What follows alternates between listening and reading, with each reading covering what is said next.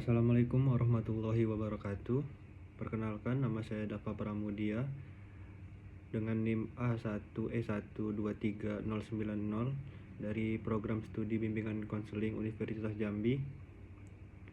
Adapun pada pertemuan kali ini saya akan memaparkan tentang hasil trajektori atau wawancara yang saya lakukan. Baiklah, sebelumnya izin untuk dosen pengampu mata kuliah Evaluasi Diagnosis Kesulitan Belajar Bapak Muhammad Hamdi SPD MPD. Baik, langsung saja ke profil anak dengan inisial JA, jenis kelaminnya perempuan, tempat tanggal lahir Jambi 10 Juni 2018.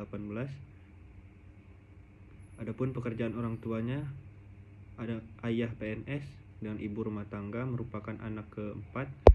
Jumlah saudaranya ada 3. Pola asuh orang tua demokratis. Tingkat prestasi akademik cukup. Selanjutnya dugaan kesulitan belajar. Dugaan yang terlihat pada si anak adanya gangguan kesulitan belajar berhitung. Salah satu faktor anak mengalami kesulitan belajar tersebut yaitu sulit dalam memahami angka, simbol, matematika, atau konsep dasar seperti penjumlahan dan pengurangan. Selanjutnya, penanganan yang telah dilakukan yaitu orang tua memberikan dukungan berupa fasilitas dan lingkungan yang nyaman dan tanpa beban. Mereka biasanya membantu sang anak dengan bermain, berlatih, berhitung dengan cara menyenangkan. Lanjut ke bab 2 yaitu fokus tinjauan. Yang pertama, perkembangan. Fokus utama pada sang anak adalah perkembangan kognitif anak, termasuk kemampuan dalam memproses informasi, matematis, dan memori kerja yang digunakan untuk mengingat langkah-langkah dalam menyelesaikan. Selanjutnya ada akademik. Observasi ini dilakukan dengan orang yang lebih dekat dengan sang anak di sekolah, yaitu guru yang mengajarinya dan ibunya yang mengasuh di rumah. Selanjutnya bab 3, identifikasi kesulitan belajar. Yang pertama, tinjauan dalam diri anak.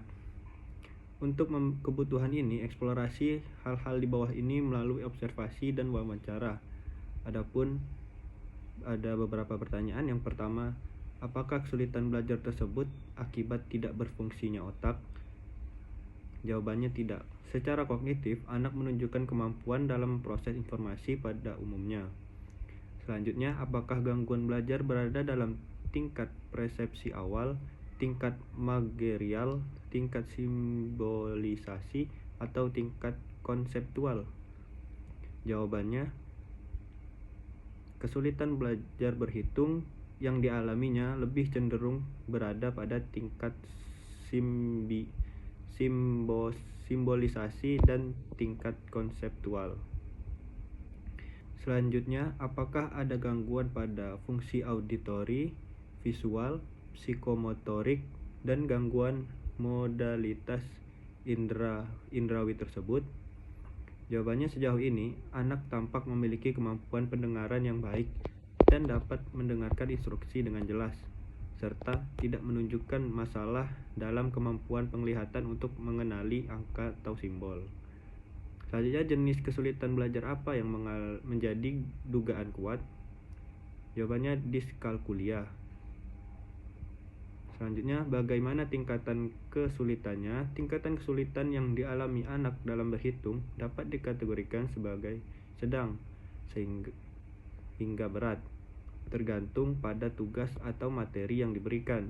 Kesulitan ini juga mempengaruhi kemampuan anak untuk menyelesaikan soal matematika secara sistematis. Selanjutnya, apakah ada gangguan somatogen atau penurunan prestasi karena gangguan fisik atau penyakit kronis? Sejauh ini, anak tidak ditemukan adanya gangguan somatogen yang mempengaruhi prestasi anak dalam berhitung. Lalu, apakah ada gangguan psikomotorik? Tidak ada. Apakah ada gangguan karakteropati atau kemalasan menganggap segala sesuatu mudah?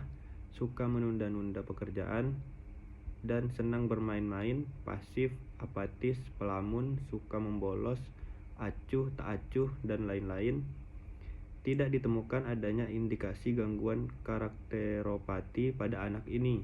Meski anak mengalami kesulitan dalam berhitung, ia tidak menunjukkan tanda-tanda kemalasan atau sikap apatis terhadap belajar. Selanjutnya yang terakhir, apakah ada kelainan dalam temperamen atau mudah suka terpengaruh? Jawabannya tidak.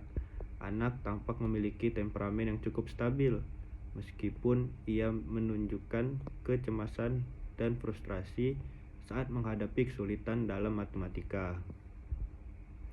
Selanjutnya ada tinjauan lingkungan anak. Untuk kebutuhan ini, eksplorasi hal-hal di bawah ini melalui observasi dan wawancara mendalam.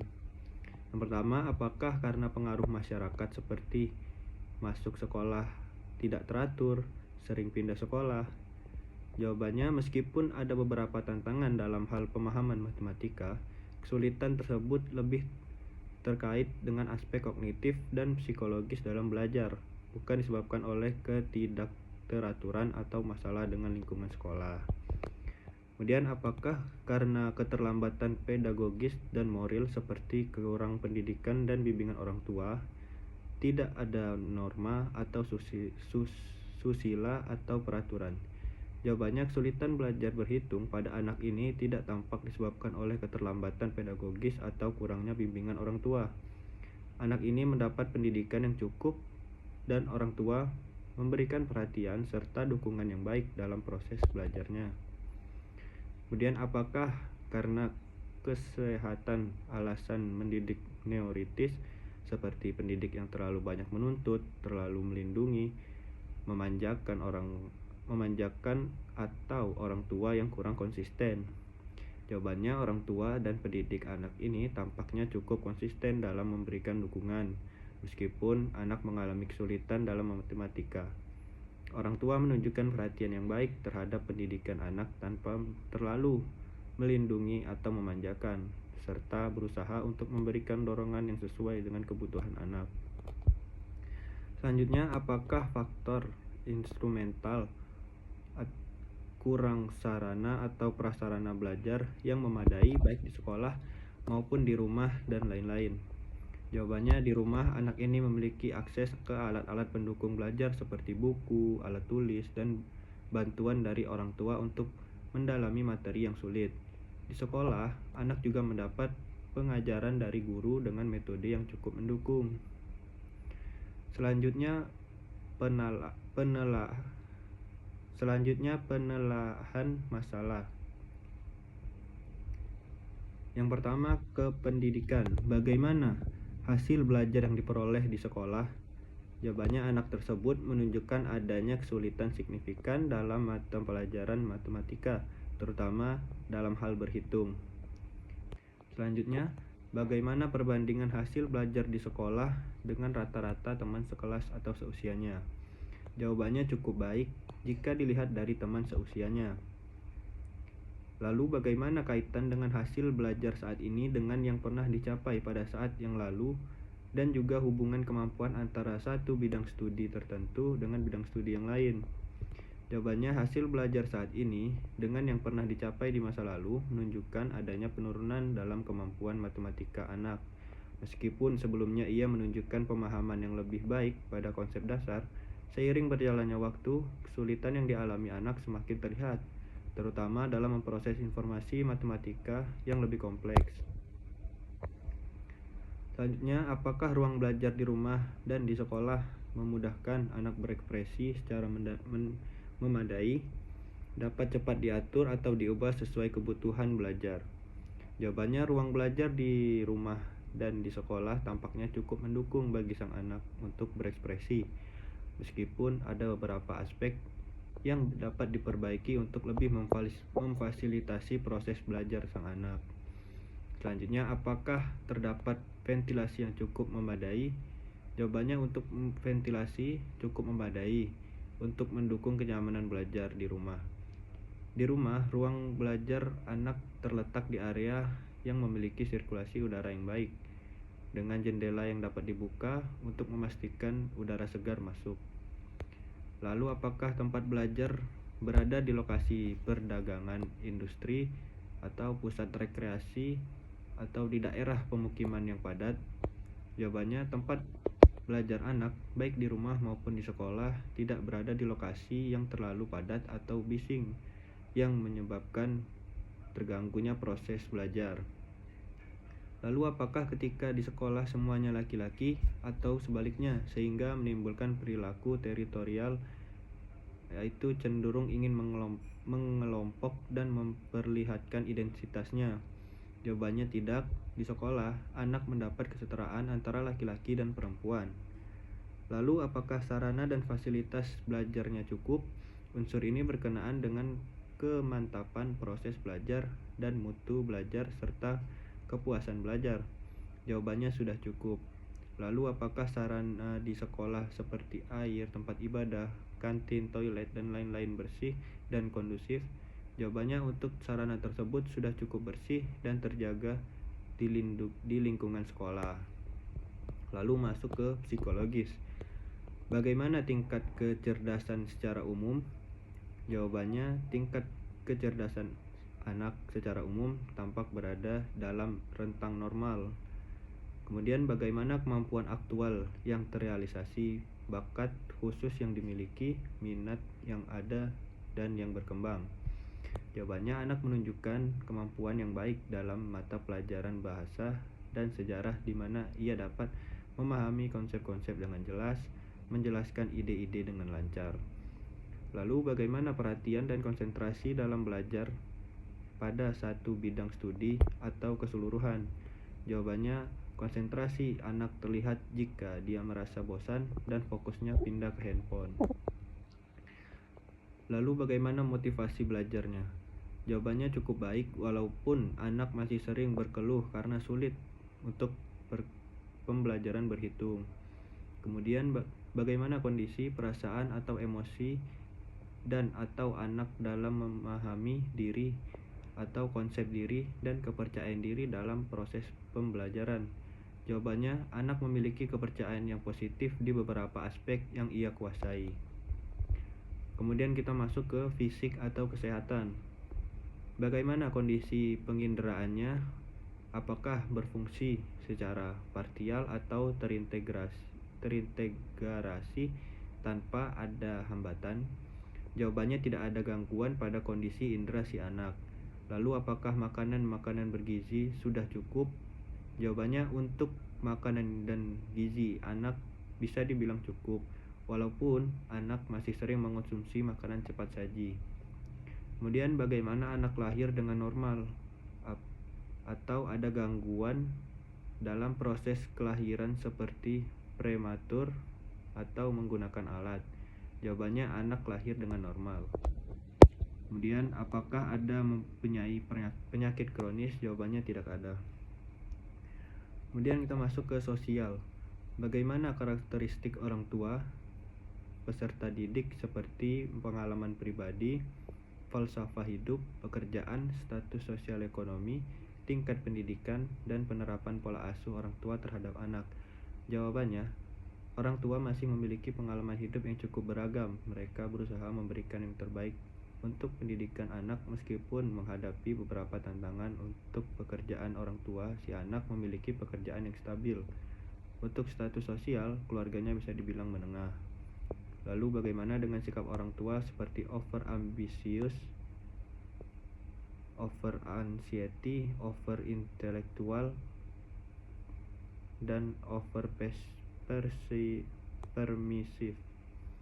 Secara keseluruhan, sikap orang tua lebih cenderung dikategorikan sebagai sportif dan realistis, dengan kecenderungan untuk mendukung perkembangan anak tanpa tekanan berlebih.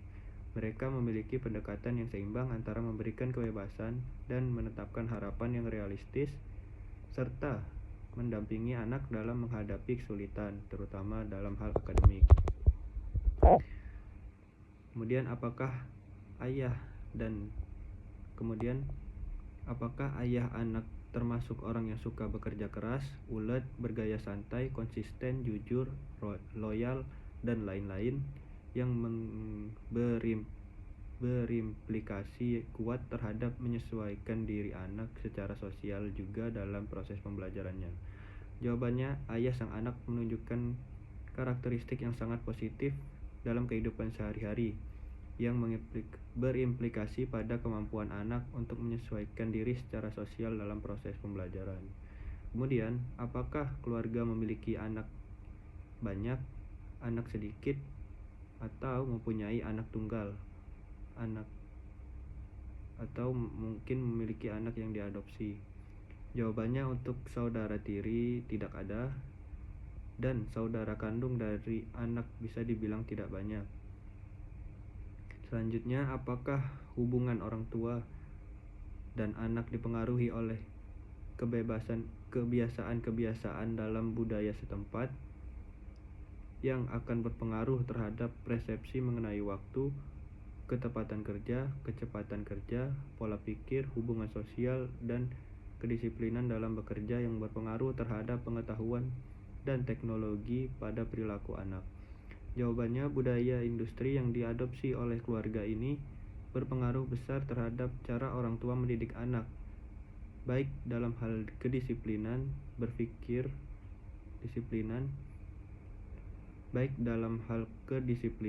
ketepatan waktu, kecepatan kerja, maupun pola berpikir yang efisien. Ini membentuk perilaku anak, baik dalam konteks pembelajaran maupun interaksi sosial, yang akan mempengaruhi pengetahuan teknologi dan keterampilan yang ia miliki di masa depan. Baik, selanjutnya yaitu saran.